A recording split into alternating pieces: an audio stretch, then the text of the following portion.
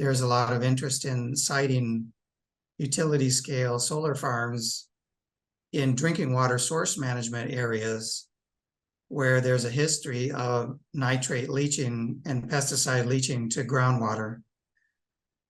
So by taking that land out of row cropping and putting it into pollinator friendly habitat really helps to reduce the risk for polluting groundwater. We're not adding fertilizers and pesticides anymore. We talked extensively about this. Around the solar panels, they wanted to plant legumes that were pollinators, good for bees, good for all of the trees, the birds, and so forth in the area. We live in the Lake Erie River Basin, and if anybody follows the news, Lake Erie has a lot of algae blooms and stuff that is blamed on the fertilizers and the chemicals from the farm runoff. They would plant natural pollinators and stuff, so if they need to spray something, which I don't know why they would necessarily, but it would be far less than what the farmer sprays on an average year. By not tilling the land, by allowing it to sit idle, is going to restore it. I know because I grew up with my dad doing it, putting down the anhydrous, putting down the fertilizer and the herbicides to kill the weeds.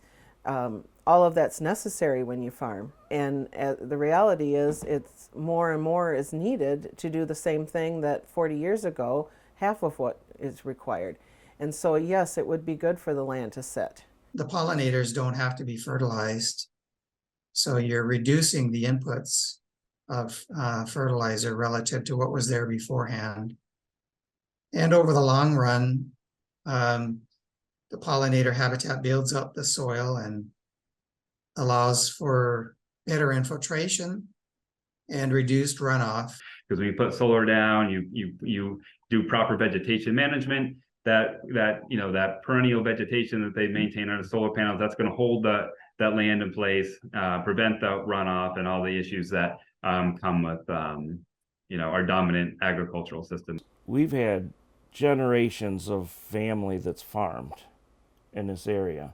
We don't want to do anything that would hurt the soil, and this would help rejuvenate the soil to hopefully at least help a little bit with that algae cleanup.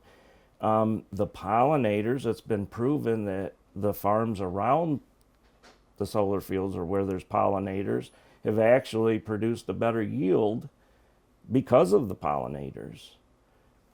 So there's many benefits if you look at it from a farming aspect.